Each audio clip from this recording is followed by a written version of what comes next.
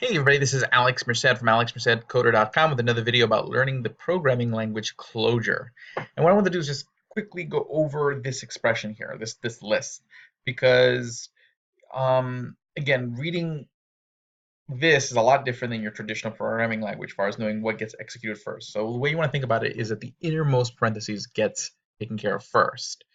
Okay, so basically what happens here in our innermost parentheses, that's going to be 3 times 4.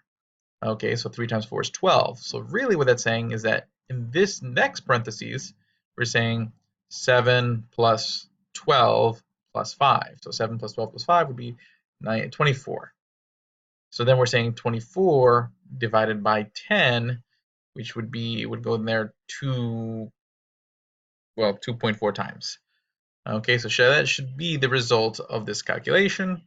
But see, it's saying divide, what's inside this parentheses against this, so this times 10, and this you're adding these three things, and the middle thing is what's in that parentheses. So 7 plus 12 plus 5, the result of that then gets divided by 10.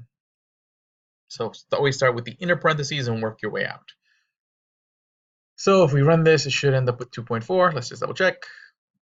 12 divided in half, let me think about that, that would be 2.4. So it just expresses it as a fraction apparently. Okay. But 12 and a half is 12 is 2.4. Okay, I guess that's the most reduced, most reduced fraction you can create for that. No, that's just the way it does it. Okay, cool. So just wanted to do that. So that was just about how to read that expression.